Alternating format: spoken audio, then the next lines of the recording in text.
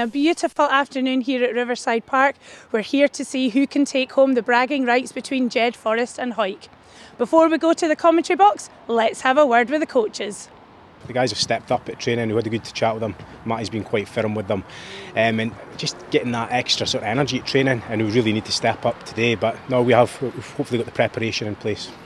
So after last week's defeat to Musselburgh, obviously Scott decided to step down as head coach. So has that affected you for this week's game? To be honest, we kind of knew coming into Tuesday night that was hanging over us, but the boys kind of bounced back pretty quickly. We had a quick meeting and then the focus was just on Hawick, so we've kind of let that go and just move on to today's game.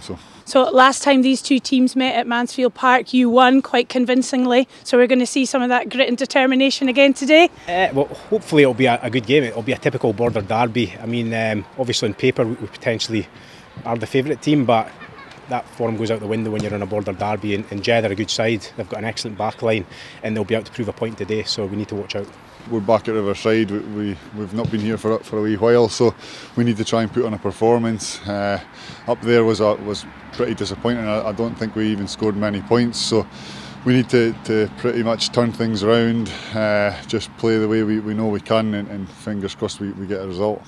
And you've got a new start on the wing today with Elliot Stanger. Yes. Is he going to make an impact today? Hopefully. We were up watching last week for the Force. They were up in Edinburgh and Elliot had an excellent game. So he comes from a good background of players, so he's got a famous uncle. But that aside, no, he's definitely proven himself, and hopefully he takes opportunity and enjoys it today, because these are the games that people want to play and the games that you enjoy. I think we've got a pretty good squad. There has been a few changes, but the boys coming in, they'll do their job, and we just again need to focus on the way we play and make sure we come away with a result. I mean, we're going to try and just pick up points the next 5 games, but obviously home games we need to try and make sure we get as many points as we can. So yeah, we'll focus on trying to get that W and just try and play the way we know we can. And what a day for a Borders derby. It's Sean Muir, the stand-in captain, who's leading Hawick out onto the pitch here at Riverside Park. The visitors today for Jedforest, who await them, who are neatly presented down the tunnel, lined up, raring to go. And it's certainly going to be an interesting battle. Hawick have had to ring a few changes from their defeat against Glasgow Hawks through in Glasgow a few weeks ago. Gareth Welsh comes in at scrum half, and his brother Glenn starts at 12. They also welcome Morgan Tate back on at the bench, the 6-try winger. He will be looking to try and make an impact. But in the front row there's a replacement. The captain, Matty Carrier, is out of the squad this afternoon with an injury, and Ross Graham replaces him with Sean Muir as the stand-in captain. And now Jedforest just getting into their huddle, led by their captain Gregor Young, having the last words with the team, who were defeated at Musselburgh in what was a feisty battle through in the capital. And it was a difficult game for Jed. It was a game that they had in the ascendancy, but discipline let them go. And following that, they also let go their head coach. So Scott Tomlinson is no longer the Jedforest head coach. Neil Cook standing in, but they've got a few changes, with Gary Monroe, the most notable, starting at inside centre, and Finlay Campbell starts at hooker for the home side, with Finlay Scott going at the back row as Bailey Donaldson gets play underway here at Riverside Park. And it's Craig Cowan who's retrieved the ball from the kick-off there from Bailey Donaldson, who played for Langham, his hometown club, last week in the win against Hawick Lundin. He got 2 penalties on that occasion, and he'll be hoping to take that form into this game as Gary Monroe gets his first opportunity with his hands on the ball. And it's young Kirk Ford who's trying to spot a little bit of space over there in the corner. It's not got the bounce of the ball in, and it has dribbled out. That's an excellent kick from the youngster Kirk Ford, and play is straight back underway because Lewis Young has now got the ball in his hands. It's quickly thrown into the midst of the captain's brother Lewis, and he's under all sorts of pressure, but it is going to be a penalty to the home side. It is going to be a penalty to Jedforest. It gives us a little opportunity to catch our breath and introduce the team alongside me this afternoon. We've got Mark Welsh, who is going to be covering everything with the referees, and also Graham Hogg, who's the Hawick Youth Development Officer. And it's been a very interesting start to the game. Fast flowing, but it's certainly set up to be a good battle between these two sides. Yeah, certainly set up to be a good battle. I think we got into a pretty good insight there. A great kick from Kirk Ford into the corner, and Jed trying to play the ball quickly from inside their own 5 metre line. So I think that's a taster for what's to come in this game. Jed wanting to play their typical Jed brand of rugby and expansive and keep the ball in hand, and the conditions certainly suit that. They suit players likes of Gregor Young, who's trying to weave his way out of trouble. He takes a few of the green jerseys with him, but he's eventually hauled down to ground, and the players recycling themselves round well there as Stingle looks to try and keep the tempo high. And this might be something we might see a lot during this game, as the ball touching the boot of Gary Monroe, and he's just trying to stab and try and dictate play, but it's ended up on a Hawick side. And it is now Callum Rennick who's got his first chance with the ball in hand, trying to make an impact. And now Sean Muir, a typical barnstorming run from the stand-in captain this afternoon, and Ross Graham now just coming round the working hard round the corner, and the gaps there for Glenn Welsh, who's back into the starting lineup after a layoff with injury and also playing for the Force. He's back in at inside centre, looking to try and add something different to this Hawick back line. Recycled through forward through the hands there. Now it's Andrew Mitchell. Andrew Mitchell's just streamrolling through there. He's split the defence in two. Great deft hands there from Sean Muir, the prop, just getting the ball onto the shoulder. And Andrew Mitchell, that is what you do with Andrew Mitchell. If you can get the ball in behind and get him in behind that gain line, he is absolutely lethal. And the youngster showing what he did against Glasgow Hawks. He was able to do it, 3 or 4 players mustering round him just to thwart the effort there, but on that occasion Andrew Mitchell had open prairie once he was in behind and ducks the ball down for the opening score. That's an outstanding finish there from Andrew, but I think all the hard work was done by the forwards there. They were playing from right to left. They were tying in all the Jed defenders, and then some depth hands by Kirkford. Sean Muir in the middle there. I think Jed would be expecting Sean to truck the ball up there, but just has some variety in his game and giving that little pop ball to Andrew, who scoots in under the post. Great start from Hawick. Ford also adding the extras. 99 points. He's almost breaking the century now in terms of points from the boot. And now Muir with his hands on the ball again, and he's been brought down to ground. But I think he's going to be having one of those days in a border derby where he's got the bit between his teeth, and he'll certainly be wanting to try and make an impact on this game. I've always been very impressed with the way that Sean Muir plays his rugby, and also this man as well, Lewis Young, is looking to try and stab the ball through. He was met with a big shoulder there, but he's managed to find some open ground back there, and he's making Bailey Donaldson scamper back on the left foot, and that's a good kick. But the captain for Jed, Gregor Young, straight underneath that, and he's going to try and dance his way through. There is a gap there, but he's been met with Ross Graham, who managed just to get some limbs in the road and just poleaxe the rampaging Gregor Young down to ground, and it's recycled. And Gary Monroe, who's moving up to the fly half position there, has had a bit of pressure there from Callum Rennick, and Gary Monroe has just knocked the ball on, and it's going to go back on a Hawick side. And that's another, battle within the war here. Gary Monroe did spend a bit of time down at Mansfield Park, and he's a promising rugby player, and it's getting to the next level of being an established rugby player. He shows glimpses of brilliance, but sometimes just that little bit of a little bit of tomfoolery creeps into his game as well. Yeah, he's certainly not going to go any further with little actions of play like he was doing just now. But a big thing that we spoke about sort of off air, Dale, before the game was obviously defensive sets for both Jed and Hawick. Hawick defended really poorly against Glasgow Hawks a couple of weeks ago, and he's seen there to put a real emphasis on their defence and put Gary Monroe under a little bit of pressure there to obviously get the knock on and get a chance to have an attack. Hawick have won 10 games, Jed just the 4. They've only won one of those games on their travel against Aberdeen. The rest of those games have all been won here at Riverside Park.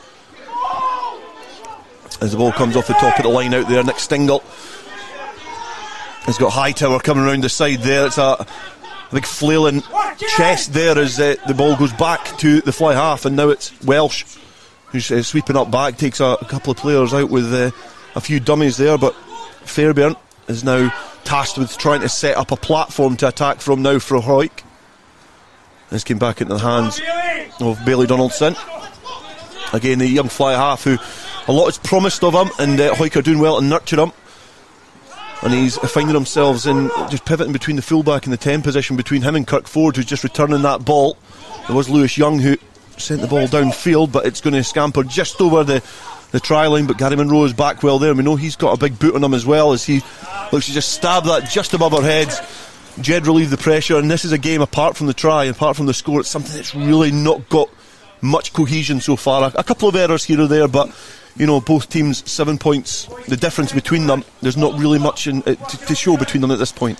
Yeah, I think when you've seen it, obviously Jed had the first sort of portion of play before Hawick obviously got that score, so now they're just starting to feel each other out, and I think it's really important Hawick take this line out and try and get a few phases into their game and do what they've done earlier. Ross Graham with it, ball into the line out, and he hits his target well there, and that's something that Hawick have done well all season, whether it's been Graham or Carrier in at hooker, or even sometimes on the occasion this man Rennick as well, as he just breaks away from them all. The players are having to work round to try and get round the corner there, but they do eventually get there, but the Jed pressure over the ball, the jackal over the ball, was too good for the Hawick players to barge the royal blue of Jed off the ball. It's going to be a penalty to Jedforest. They can kick downfield and start to try and build themselves into this game, build a platform and get some momentum. Yeah, I think another opportunity, a good line out there from Hawick, but I think Callum Rennick just got a little bit isolated, and obviously his support player wasn't there. I actually personally thought that the penalty was going to go the other way for the Jed player on the wrong side, but obviously the referee's the one with the whistle and not me. I would hate to be running about this park as a referee. It's not for me, but it's Callum Rennick off the line out, and he's definitely isolated this time, but he's made a great run from the halfway line. He's made a good 30 yards there as Welsh looks to try and snipe round the corner. He finds Stuart Graham, the number 8. He's there in support, and Welsh now digging about trying to get that ball through the hands of Muir over into that far side, where they've not really been able to stretch the defence so far. They've not really had the opportunities. The ball's gone loose in the tackle. That's good defensive play from Finlay Scott in the open areas there as Welsh tries to truck it up. He's got knees on the deck. The referee's got a watchful eye on that, but it has been set up well by Welsh there as Donaldson plays scrum half, and now Ross Graham trying to bring all his experience from Super 6 and what he's had before that as well. A very experienced player, but the penalty goes to Hawick. It's gone quick, and Welsh looks to try and dart over the line. He looks like he's been thwarted there by some Jed players. I don't know whether they were back 10, but good heads up rugby from Gareth Welsh, good heads up rugby from him, and that's what you need for a scrum half. Keep the tempo high when you've got a bit of pressure on the opposition. That's what he brings to the game. Yeah, we're very lucky at Mansfield Park when you've got Gareth Welsh and you've got Declan Lightfoot, both really, really good scrum halves, but very different in terms of the way they play. Obviously Gareth likes stuff round about the breakdown. He basically plays like an extra back row forward, and he's seen it there. He's not scared to take the big boys on, and very unlucky not to get over the line. He's not got to 99 points by just kicking easy ones this season, and they're happy with that one as well. So Hawick stretched the lead here, 10 points to 0 they lead, and Kirk Ford just adding the extras there, the 3 points from the penalty. And it's going to be kicked downfield from Gary Monroe. It's a long searching kick down into the heart of the Hawick territory, and it's been returned well by Welsh as Craig Cowan over on that far side tried to keep it in, and looks like he has, as it's ended up with Monroe again as looks to try and find some space. But there are Hawick players underneath that again, and it is Kirk Ford who's just going to return this and try and win the territorial battle with the boot. Yeah, I'm slightly surprised by the Jed way of playing here. Obviously we mentioned about the Jed style and how they like to run everything, but just now obviously they're kicking the skin off of most balls. They've got even some stuff off a counter-attack, and to try and kick the ball back to Hawick, obviously when you've got Bailey Donaldson and you've got Kirk Ford who are very good kickers of the ball, it's probably not a game that Jed want to get into. It is Paxton now looking to try and truck it up and go round the corner and try and make some hard yards, but he's been met again with some very stern defence from Hawick, who have maybe taken heed from what they were dished out against Glasgow Hawks a fortnight ago. It was a very flat performance from them in terms of where they've been this season, but Jed looking to try and rediscover the form which seen them easily brush aside at Edinburgh Accies down here a few months ago. It was their most impressive performance this season to date. But it looks like it's going to be a penalty to Hawick for going off their feet, and any momentum that Jed were building up there is just been completely thrown away. And the referee on this occasion, John Smith, who's relatively young in terms of his experience at this level. We've got Mark Welsh alongside us. He's had quite a steady start to this game, Mark, hasn't he? Yeah, he's done pretty well. He's been in control of it. Obviously he's always trying to let the game flow. I think both teams obviously want the game to flow, and he's trying to keep the whistle out his mouth, which is what you want to see.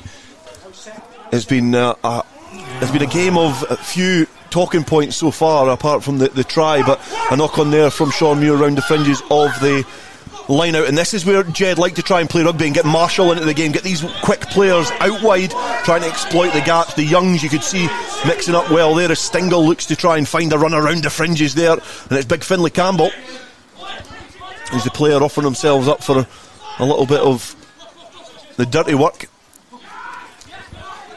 And Jed try and shift the point of attack a little bit wider as Stingle again gets to the breakdown. It is Campbell now on this occasion, acting as the pivot into Munro again, and kicks it downfield and turns the ball over to a Hawick hand. Now a throw into the line out. Sprinkling of spectators over on the far side take it all in. We can see Grant Paxton's father in there as well, with a slightly confused look on his face, perhaps wondering why Jedforest keep kicking the ball back to Hawick. But on this occasion it is going to be a throw in again to Hawick into the line out, and they're not going to build a lot of momentum in this game if they do keep kicking back possession, which is something which Gary Munro is good at, but maybe it's doing it at the right times. Yeah, I think maybe we probably should have seen the signs when they're playing Gary Munro at 12. Obviously you've got two kickers with the ball there, but even just the phases before that, you could see what Jed could do. They started to get a little bit of width, and then it was just like the run out of ideas there, and obviously just try to kick the skin off it. And as you said before, it's going to be very difficult for them to play those tactics against this Hawick side.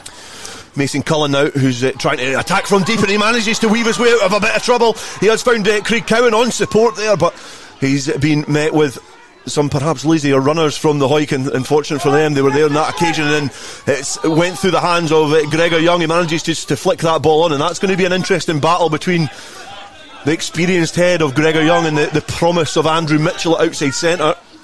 And now going down the stand side, it is Gregor Young who looks to try and just use perhaps the point of his elbow, tried to brush off the wanting tackler of Hawick.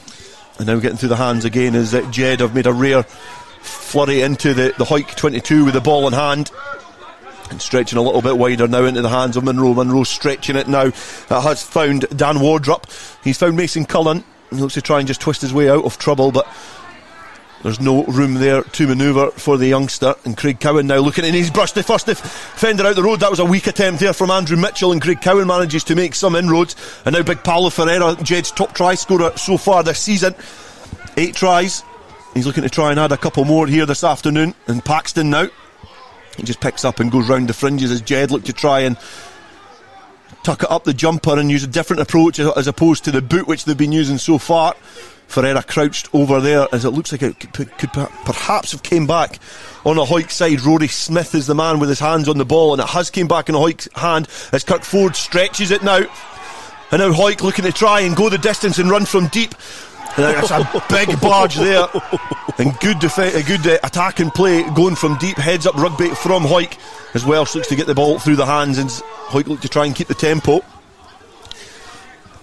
Those of you who don't see the commentary position, I've got Graham Hogg here flailing his arms looking to point to the gaps which are evident behind the Jedforest pack. But another big hit here, and this game is starting to get tasty in terms of the physicality which is coming into it now. Hawick getting a little flat here as Ford now finds Mitchell. Mitchell's got a little bit of gap here. He's got options outside him, but he manages to go it alone. But he's been wrapped up there by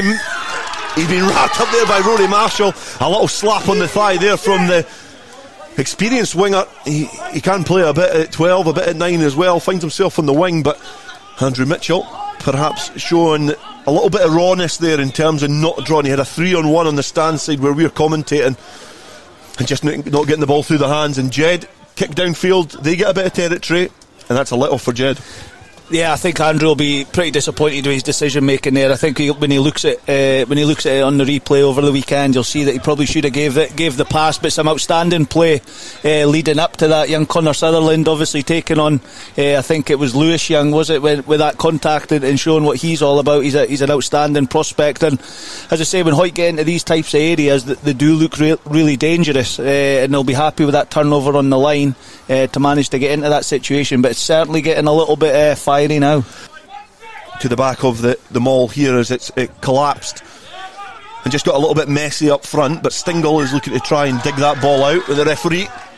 John Smith has signalled that is going to be a put into the scrum for Hawick, and probably on this occasion, Mark, that's the right decision. It was really going nowhere. There was nothing really coming from that maul, and it perhaps should be a put into the scrum to Hawick. No, definitely, it's collapsed maul. Hawick have got all the rights there to keep their hands on that. It's shouted maul, and we've got to play that.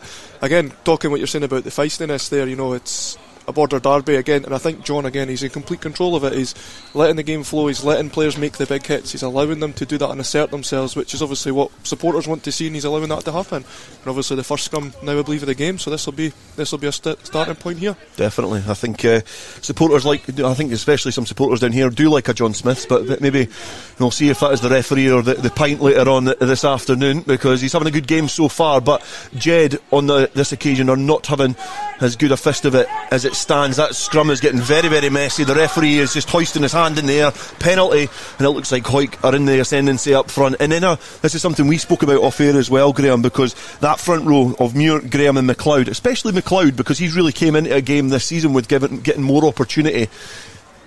It's a front row of experience against Paxton and Campbell, who are young players, very good players, but they're young players, and I think experience sometimes does show in that front row. Yeah, no, absolutely. We are pretty fortunate with Hawick for having that experience in there. We see we've lost their captain Matty Carrier this week, and there's very few teams that could bring a player in the calibre of Ross Graham to add into that front row. But just going, Sean Muir obviously leading the side today. He's been excellent for a number of years for Hawick, and Rory McLeod, as we've mentioned, obviously the last few games he's really coming into his own this season, and obviously that scrum told there, and it's a great attacking opportunity for Hawick.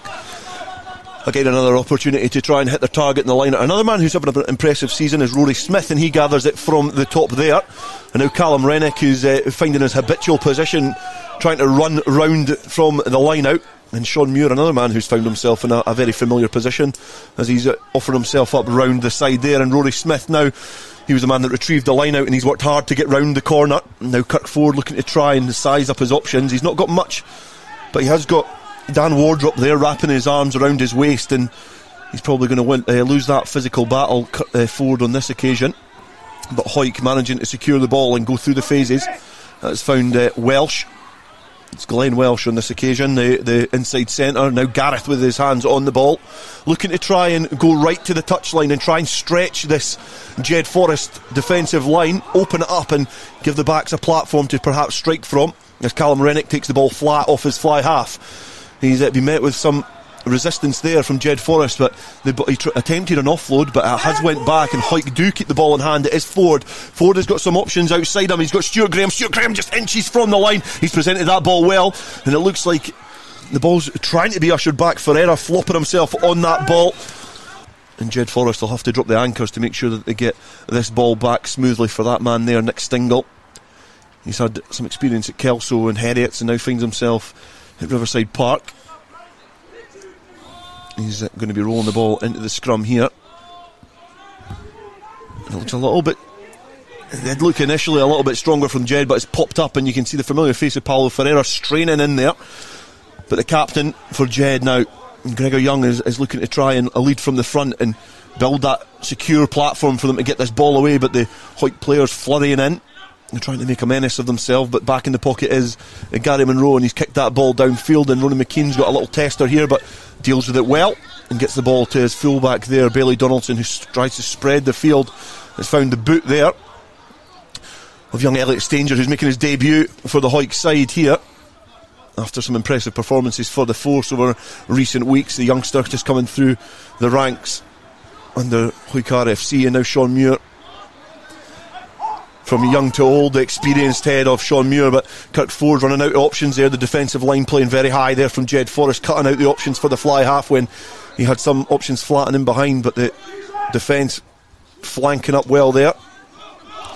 Rory Smith being tackled well there by Ben McNeil, and Hawick look to take a more pragmatic approach as they go round the corners. And now Gareth Welsh looking to try and snipe from the base, but the door was firmly closed there from the guards round the fringes there from Jedforest, as they Hawick don't seem to be making much of an inroads in terms of breaching that 22, and they look to try and come blind again, and the gap's almost open up there, and it is Ross Graham just twisting and turning out of danger. He puts the big paw out as well and gets Gary Monroe out the road, and he makes some inroads into the 22, and Hawick looking to try and make some real momentum here, and they don't care who's in the road. John Smith's getting a little bit as well, but Jed managed to turn the ball over at the breakdown there, and the referee has got his hands in the air. It looks like the Hawick player at the breakdown there, Callum Rennick's done well on the floor, and I don't think Mark Welsh behind me, another Welsh, there's loads of Welshes here today, but Mark Welsh in behind me, he's I don't think you're too impressed with that decision? I thought maybe the Hawick player there, his knees were on the Jed player there, supporting his own weight. He wasn't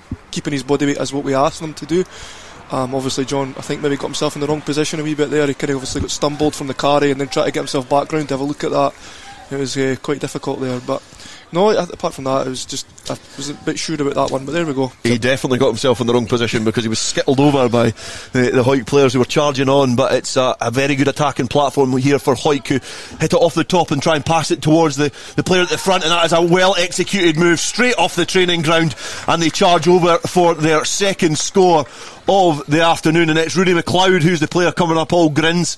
He's the man who gets the ball down. He manages to get a score here for Hawick, and they get their second score of the afternoon, and they stretch their lead here to 15 points to 0.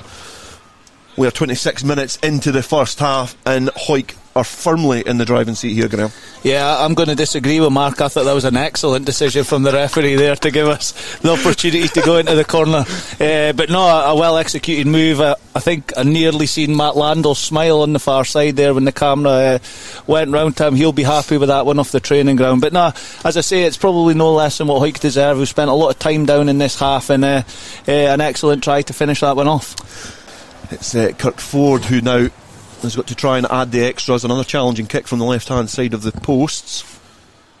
He's got Mason Cullen for a bit of company as he's scampering, but it looks good from where I'm sitting, and it is good. 100% record for Kirk Ford so far this afternoon, 17 points to 0. And it's going to be a throw in to the line out. Young Finlay Campbell, who's certainly been in the gym by the looks of things. He's got very stocky from the lean figure that he used to be as a youngster, certainly growing in confidence and stature in the front row for Jedforest as he looks to try and make that position his own. He's got the likes of Finlay Scott to contest with, but it's a good, well constructed maul there from Jedforest. He look to try and get this and march this downfield, and it's in the hands almost of Nick Stingle, but has been brought down to ground as the bodies bundle in there. The referee is given a penalty there, and Mark given a penalty there against Hawick for an infringement at the maul. Yeah, he's saying they collapsed the maul there, which obviously I can't properly say from here, but you know, that maul was going forward at a good rate there from Jed, and at the end of the day I think they got the decision with the rate that it was going forward, and then obviously it falls to the ground. You're looking to see why it's went down. I'm not too sure if the AR has actually called that in from the far side, because he looked across there to see. Danger now still is present here in their 5 metre line as it finds Monroe. It bobbles about, he passes out the back door. It's a big spilled ball over that far side to the taped up Lewis Young. He offloads to his brother Gregor. Gregor's got open field there, and he's over for a score. He gets the ball dotted down and gets a score here. Jed back in it, and that was from a defensive lapse there from Hawick, being exploited in the open phases. We just spoke about that about 30 seconds before, about keeping it tight, trying to get the defence in a little bit tighter, stretches the defensive line. And there's probably in Borders over the last few years, there's not been two better players of exploiting it and linking up well than the Youngs, and they do exactly what we expect of them. There's very few better than Gregor and Lewis in terms of exploiting that space and making sure they get their side back into the game. But Hawick will be very, very disappointed. Only a few minutes left to the half and letting Jed back in the game. And Gary Monroe, he's just snuck that to the right hand side. It did look, from this angle, it looked like it had a chance, but he does miss that conversion. As I say, Hawick will be very disappointed with their discipline and how they've reacted after going 17-0 up. I think Jedforest, when they get the ball through the hands and they play expansive rugby, they're one of the best teams to watch, but it's getting that continuity and cohesion throughout their squad, which has obviously been disjointed with discipline issues, as Meadows comes round the corner and just barges his way straight over the top of Fairbairn and tells him to sit down as this first half is drawn to a close, and it seems that Jedforest are growing ever so slightly into this game.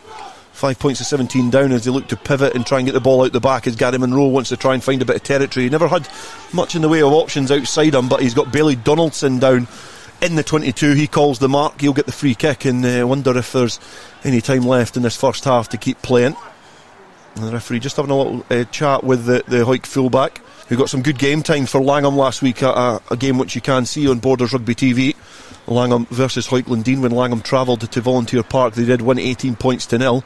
but it was a chance for Bailey Donaldson to play in his more natural position, we could say, of 10. A job which I feel that Hawick are doing well. It's something that I praised last week in terms of having the ability to be able to nurture a player and a talent like Bailey Donaldson, allow him to play at fullback. Yeah, I think we forget how young Bailey Donaldson still is, to be fair, and it's very difficult to be thrown into that standoff position when there's very little experience outside you.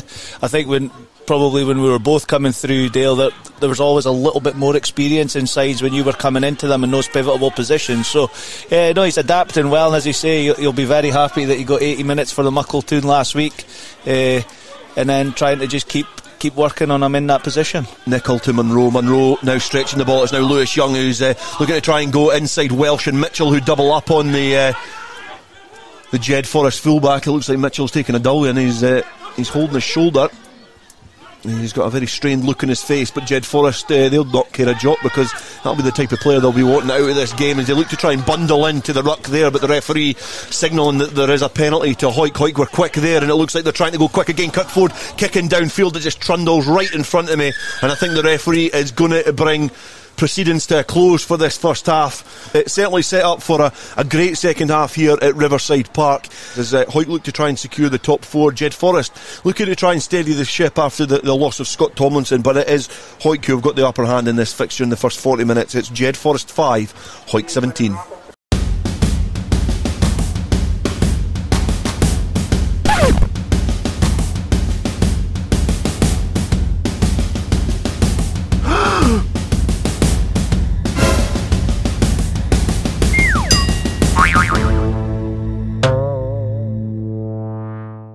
I don't think it looks like there's any changes to the line-up as it stands. We'll get a closer glimpse of Elliot Stanger on the wing, who's making his debut for the first team.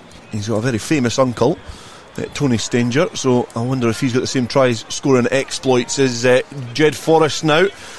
I'm sure they'll have a lot to say about how he's going to be playing his first game for Hawick, but Jedforest emerged from the tunnel now, and the referee, John Smith, who you can hear for the first time in this game because we've got his mic working now. He's had a very good first half by your standards, Mark Welsh. You were quite impressed with the way that he carried himself. Yeah, I thought he controlled it very well. He got the tackle at the move, which is exactly what we're looking for. The only thing I would want to watch in the second half here is obviously scrum time. I think there's a bit of a battle here. I don't know if he's still on, that Paulo Ferreira, the tight head for Jed, versus Sean Muir. It's been a bit of a upsy-turvy at scrum time, so hopefully he just keeps the standards up. Yeah, and he gets the second half underway, and Gary Munro again with a pinpoint kick. He's very accurate with his drop kicks and his kicking overall. He finds Kirkford, who just kicks the ball just above our head in the commentary position here in the stand, just adjacent to the main stand in the club rooms over on that far side. There's going to be a throw into the line out just in front of us. It's going to be young Finlay Campbell to throw into the line out, and he's just waiting some further instruction as Jedforest look to shorten this line out, and the referee just getting a handle on it, just trying to get the numbers finalised here for this throw into the line out. And Campbell with an excellent throw into that line out there, hits his target, and Skeldon just offering himself up as one of the largest pivots in world rugby perhaps there, and gets the ball round, manages to stretch the play and get himself recycled as well. It's a player who I know Robert Hogg, who sometimes does some co-commentary here on Borders Rugby TV, he thinks very highly of Clark Skeldon, and missing the likes of Gregor Law as well in the second row. And again Skeldon finding himself in that first receiver position and looking to try and stamp his authority on the game. He's certainly been very involved in the opening minute or so in this half, and it's been touched by Green. Elliot Stanger just scuttling with the ball there. He's just palmed that back, and it's going to come back on the Hawick side, and it's a good work there from, I think that was Ross Graham, who managed to get there eventually and just thwart any danger. There's Ross Graham there, so it couldn't have been him unless he's a mole. So it's Andrew Mitchell now, who's working round the corner and putting up the platform, obviously shaking off that earlier knock to the shoulder from a tackle on Lewis Young. And Billy Donaldson with the left foot kicks downfield. Slight strange decision by Gary Munro to kick that ball in behind. I know Elliot Stanger made a thumble to give them the opportunity to attack, but I thought they could have went a little bit wider off of that and tried to exploit the Hawick on the edges there. And Hind is the player from a girdled line out. Meadows now almost there from Callum Rennick. He almost got that. It's Welsh now, but the referee just bringing that back. The young hooker with the ball just above his head, looking to try and find his target in the line out, and they tried to hoist Skeldon up there, but they just don't think they could get a handle on his on the lifting areas. of the big towering second row, and it's came back on the Hawick side, and the Hawick players do get there quickly in terms of trying to support the attacking player, and Sean Muir on that occasion, and Hawick now trying to stretch it. Donaldson finds himself up over on that far side, finds Ronan McKean.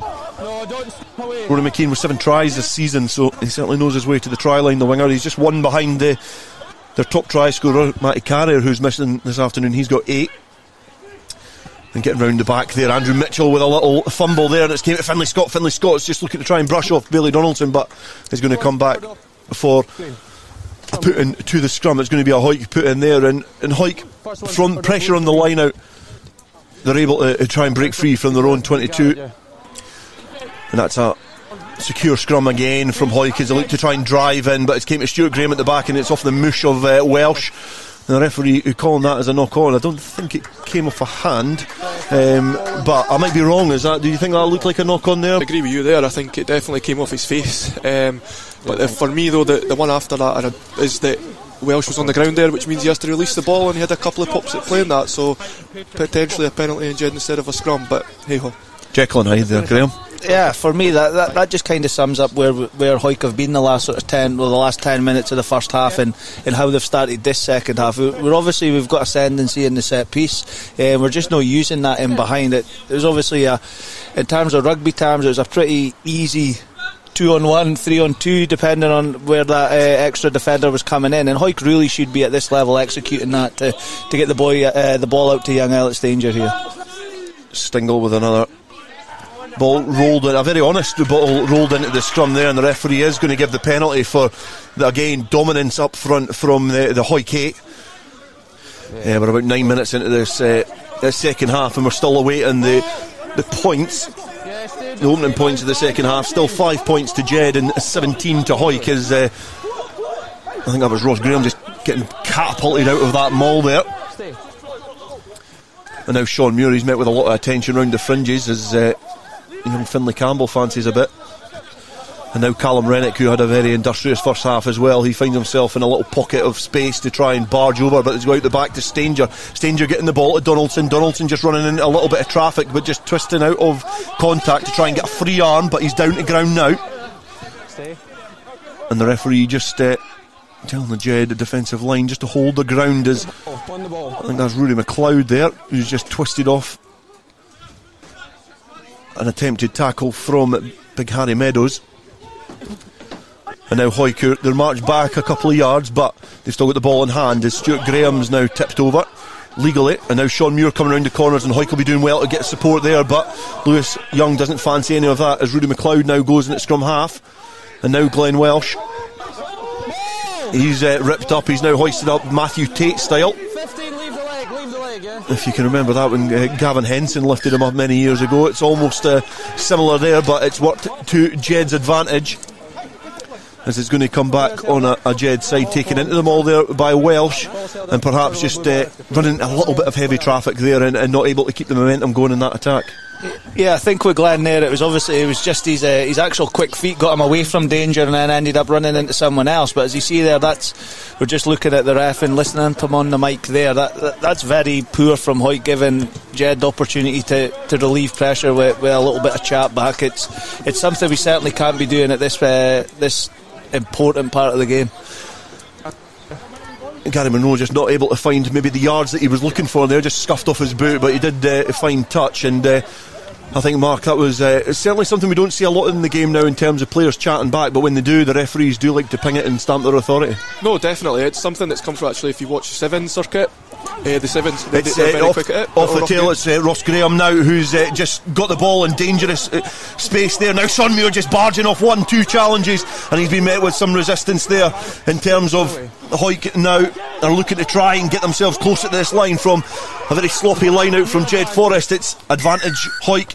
Look like they've got the penalty here. They'll look to go quick as Sean Muir's got the ball on the ground. He looks to go quick, but the referee is going to bring that back, and John Smith is certainly controlling this game, not allowing Sean Muir to take it quick there. 13 not rolling away. And obviously over on the 5. So what do you want? Just not rolling away. Points. getting his view there. So sorry, Mark, I was obviously cutting you off as Ross Graham was rampaging into the Jed 22. But John Smith has certainly been bold with his decisions and been very clear. He has been there. I mean, obviously Graham there was shaking his head because the quick tap wasn't given, but what John said there was very clear. He had 2 penalty advantages, so you can't go quick because he has to give them the option of whether they want the one which they've taken or the one out wide, and they've obviously took the one here for the points. But obviously going back to what you talked about the back chat, is that very much that's came from the 7 circuit, is that it's a case of if anybody back chats, ball gets thrown away, it's 10 or it's a penalty. We're stamping out the game now. It is at times a bit frustrating as a ref. Ford adds the extras. I say the extras, he adds 3 points. He adds an extra 3 to the score. Bit of movement as they try and look to the tail for Smith, and Smith finds Rennick, who's just been positioned at the tail of the line out all afternoon, as Ford takes the ball to the line and finds Stanger. Stanger's got a chance to try and run here. He's just ridden there in terms of the tackle by Gregor Young, who just wrapped up the youngster. And the ball's over on his far side for Donaldson now. As Hawick are looking to try and play a little bit more expansive as Jed fight on the floor. They get the penalty, and again the game not really in terms of when the ball does get wide and expansive, there's always seems to be a penalty or a turnover in terms of the opposition team getting there quicker, but it's really not been able to release itself. This game's not really been too open in terms of open play. The ball's there, Gary Monroe just having a little conversation in the tight areas there as well. He's not wanting to hold his tongue, and he's certainly trying to introduce himself to the Hawick players on the opposition team today. And now Harry Meadows on the halfway line.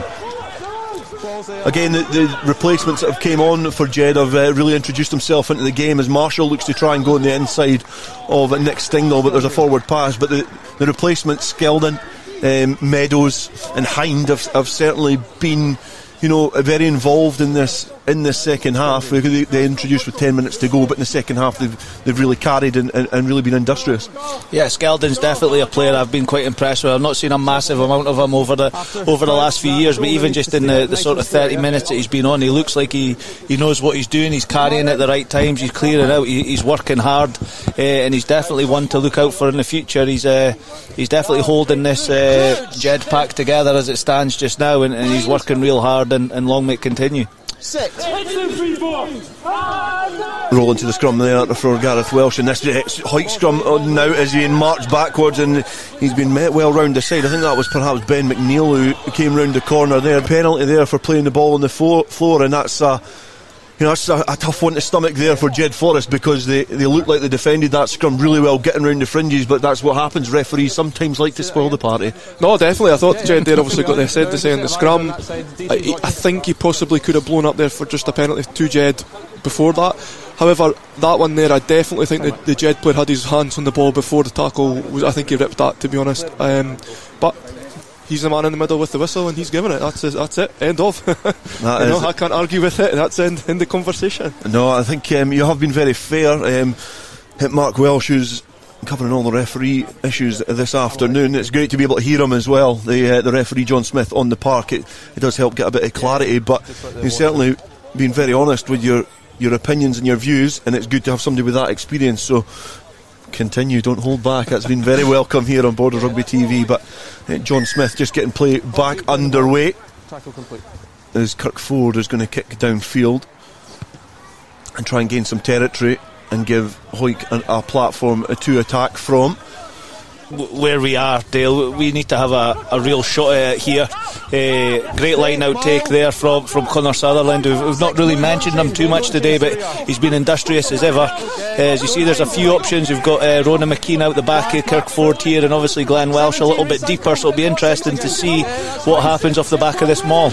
It's Ross Graham at the back of that maul, and it is charging forward as the Jed players are having to try and recycle themselves and make themselves a little bit more useful, but it's got some head of steam here. It's getting closer and closer to the line, but it's been bundled down there. The ball looks very presentable. Side entry to the maul there. 17 blue. That's a big one, isn't it? We give the backs we say exactly where all the backs are standing, and then 1 to 8 up front, just take the Jed boys for a walk there. But no, Hawick will be really happy with that phase of play in terms of obviously getting the penalty out of them, and they'll be hoping to do the same again here. Murray Rennick also onto the field of play. I think he's been on for the last few minutes, and he certainly sticks out like a sore thumb because he's the cleanest of the bunch. the fairest haired as well, but he's got a job to do at the line out, and he does it by hoisting Fairbairn the highest as Hawick try and find the continuity of that mullet as Ross Graham off the fringes. He brushes off the first tackle.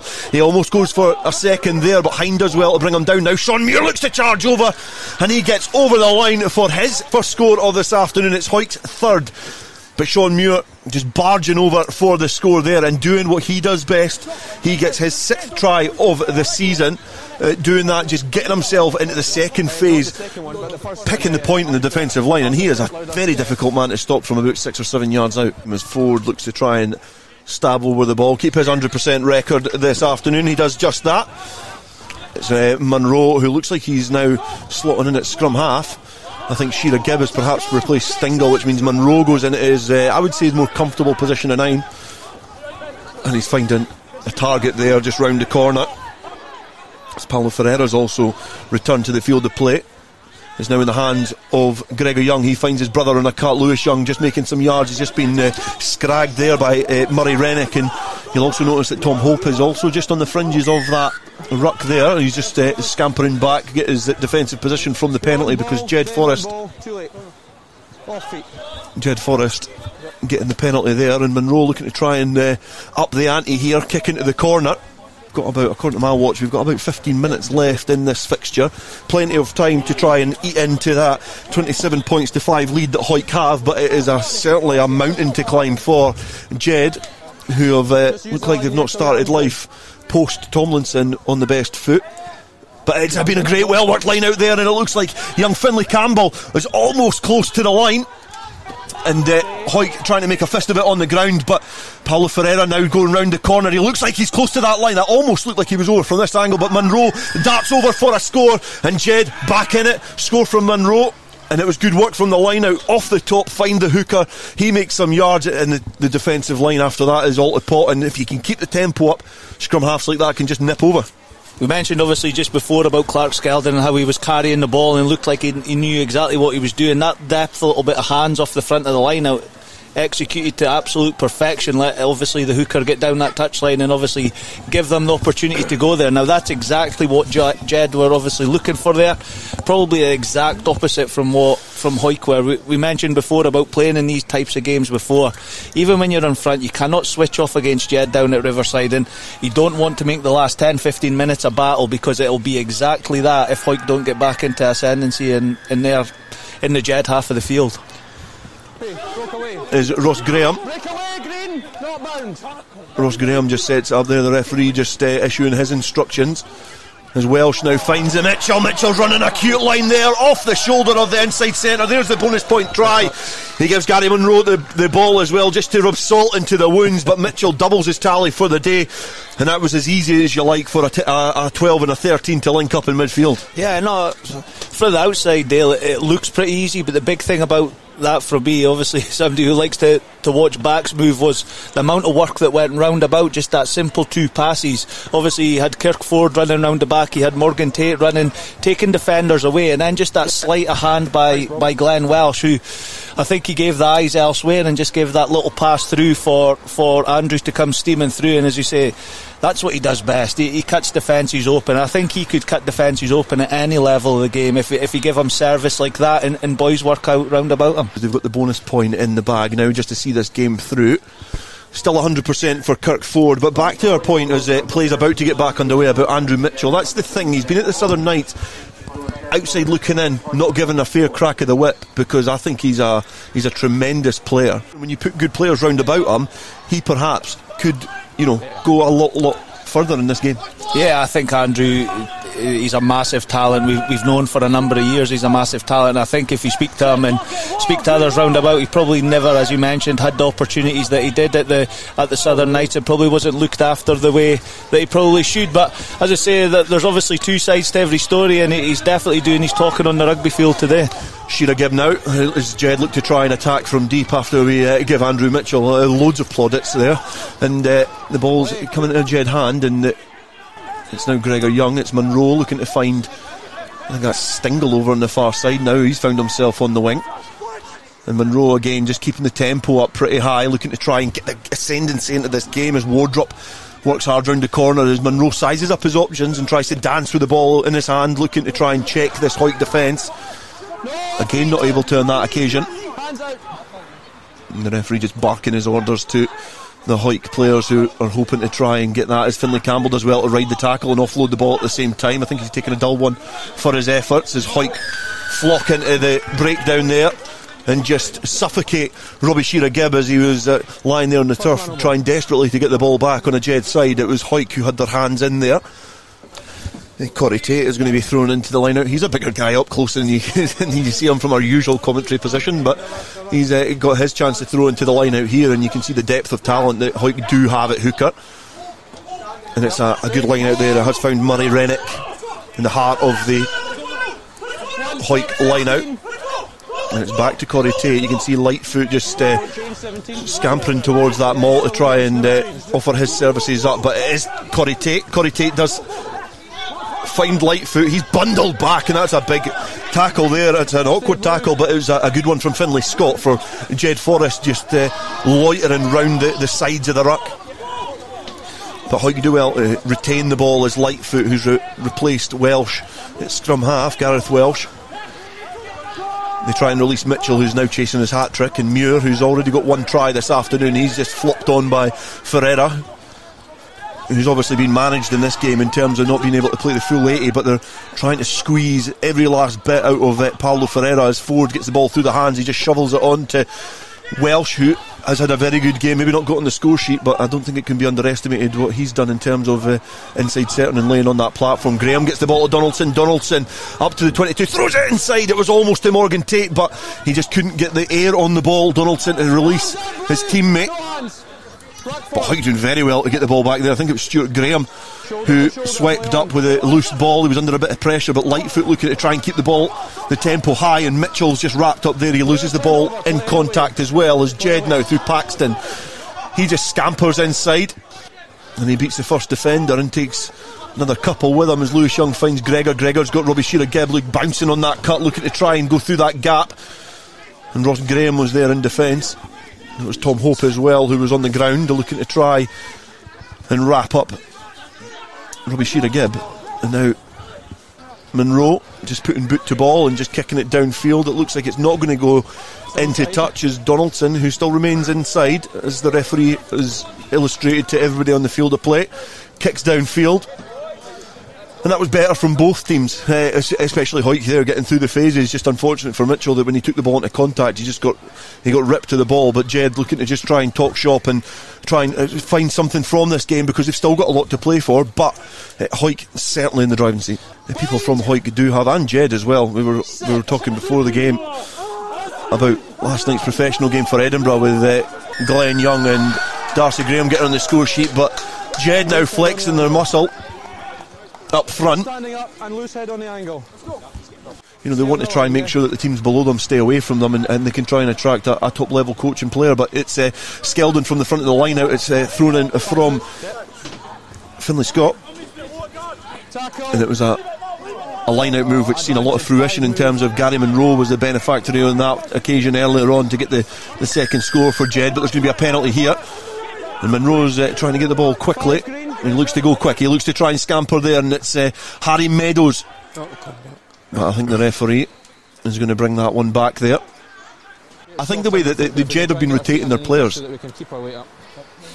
the referee's just maybe probably giving us a bit of help, but I think having the likes of Paulo Ferreira there playing in at hooker, you know, it gives them a more sturdy platform up front, and obviously it's an area which they're looking to target for this last 10 minutes, and it's worth keeping him fresh perhaps, because he's a big laddie to try and push back on the ball. But that I don't get, and that is where we bring you in, Mark Welsh.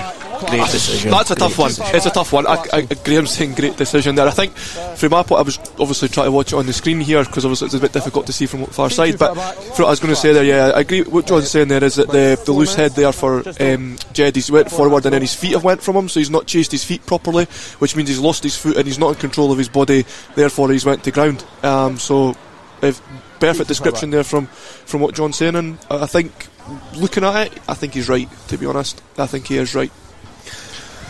Well, Jed have got a bit of more of a foothold in the tight battle up front there as Lightfoot gets the ball off the line out, and Hawick are going to have to try and go from deep, and they try and find Graham, who's looking to try and go straight through Rory Marshall, but Rory Marshall was a player who punches well above his weight category, and he manages to wrap up Stuart Graham well as Hawick go through the phases. Tom Hope trying to stamp his authority in the game now after he's been introduced to the bench, and the Hawick players getting there quickly, and Lightfoot will look to try and go quick, and that is a very I don't know if that was a clearance kick or a quick tap, but he certainly looked to try and go quick there. But you want to make it 20? No, not just now. It's not for discussion. I like that dialogue from the referee. I think it keeps the game moving. Obviously a bit of chat back here. Gregor Young trying to use his card that he's the captain to try and speak to the referee, and we have seen a lot of this in the professional game as well, and I think Mark probably more allude to you, but you know, sometimes the referee has to lay his stall out and say when and where the conversation can take place. 100%. You have to be in control of it. You can't let the players run over the top of you. I think you said he did earlier on. That's true. Prime example, as you say, is the professional game. But I agree with that chat there with John. Like you say, the captains came in for Jed. He's trying to use the captain's card to play. He's told them no, we're going back. If he wants to speak about decisions, he can speak after the game. At the end of the day, John's made his mind up. That's it. We're playing on.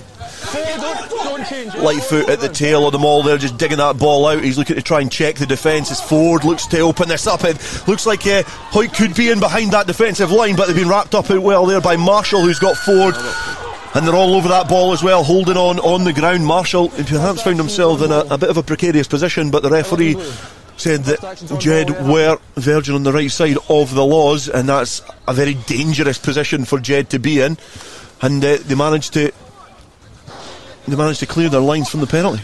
Good play all round there, to be fair. Hawick obviously executed the space really well, tried to go through. Kirk tried to obviously go through that next gap a bit when he gave the dummy, but Rory Marshall's defence work there, he looked like he was turned inside out, but the way he got himself back round, defended, made the tackle, then got back to his feet, he's certainly saved his team there. Yeah, he's a very good player, Rory Marshall, especially in the Sevens game, but in 15s he's stolen straight from the middle of the line out. But going back to Marshall, he's perhaps one of the masters of his own downfall, because he's got many skills to his repertoire, which means he finds himself covering for a lot of positions sometimes, as you can see with the number 11 on his back this afternoon. But he's slotting now on the inside centre as Hawick look to try and go through the hands there, but it just got to the mitts of Glenn Welsh, and he knocks the ball on. It looks like there's going to be a scrum here.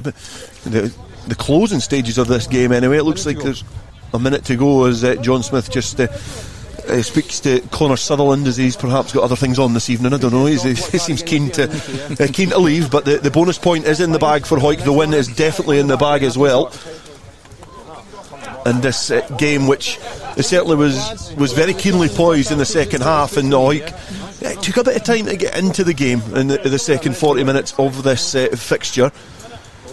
When they did stamp their authority on it, they made light work of getting that bonus point and starting to look like the Hawick which we were maybe perhaps a little bit more familiar with earlier on in the season. And Jed, again, a lot of promise to build on for the remainder of the season, certainly going into next, because there's not a lot to play for with the cup competitions out, as Monroe finds Lewis Young. Lewis Young got Robbie Shearer-Gibb on the shoulder, and he's met with a big challenge over there from Ronan McKean. And they've got the turnover as well. Hawick will look to try and throw the ball about now and try and get closer to that Jed line. The last roll of the dice here, and it's now Corey Tate looking to try and bring a couple of Jed defenders into the close contact area, and now boot to ball. As you can hear from the stand here, a little chase as Rory Marshall does well to evade the first two defenders and set up and buy himself a little bit of time there as well, as Gregor Young now looks to try and just go direct and find a little tight gap to try and weasel his way through, and he does well as Mason Cullen gets into the close exchanges. I did call him Nick Stingle earlier on, but it is Mason Cullen still on the field of play, as Shearer-Gibb has got Dan Wardrop on the shoulder. Wardrop finding some space there, and it is the referee who's bringing proceedings to a close. John Smith blowing the whistle for the final time on this game. He gets the handshake from Glenn Welsh, who perhaps has been one of the players in this fixture. You probably can't take it away from the likes of Andrew Mitchell getting 2 scores, but the replacement at inside centre looks like a stroke of genius from the young coach Matty Douglas. But on the balance of play, it is Hawick who get all 5 points here. Jed not able to salvage anything from this fixture. but it finishes here at Riverside Park in the Premiership on Borders Rugby TV. It's Jedforest 10, Hawick 34. Since the Hawks game, we've had I think 4 good sessions. The boys have really reacted, and today chuffed with that bonus point at a really tough place against a stuffy Jed side, so take that every day of the week. We were disappointed with the margin result, but as you said, there was phases of that game. We did play really well, we looked threatening, gives us a lot to go forward, a lot of positives, but I just thought Hawick were a lot more clinical than us. They never cut us open much. They had 4 or 5 chances and took them. That was the main difference. Losing Matty was a blow this week. Obviously, hopefully it's just a couple of weeks, but then you have somebody like Ross Graham stepping in. It's like you say, the depth's there now, and a couple of other injuries. Young Elliott getting his chance is brilliant. Look, we've got a lot of young boys in that team, and it's only going to bode well for the future. So things looking good. The things we were getting penalised for, we worked on them, and you've seen it today. There was no cards, so our discipline was good, and just a shame for the result. So. I think our start kind of set us up there. Our defence was spot on. Against Hawks 2 weeks ago, it was non-existent. We were passive, soft, but the boys have reacted, and I think that's what kind of got us on the front foot. Young Connor Sutherland, Ross Graham making big hits in the first 5 minutes, and like you say, we never felt in danger. But we know Jed, with the backs they've got, they're always there or thereabouts. There's no pressure on us. All we're asking the boys to do is have fun, enjoy the games, get better every week, and just play with a smile on their faces. That's all we ask for. We've no set big targets, big goals. It's just enjoy it, get better each week. We're just concentrating on ourselves, one game at a time. It's Musselburgh next week. We'll rock into training Tuesday night, prepare for that, and we'll not look too far in front. We just have to take care of our own job, and hopefully we can get that home semi-final. So a well-earned win for Hawick today after a hard-fought game. Join us next week, but for now, cheerio.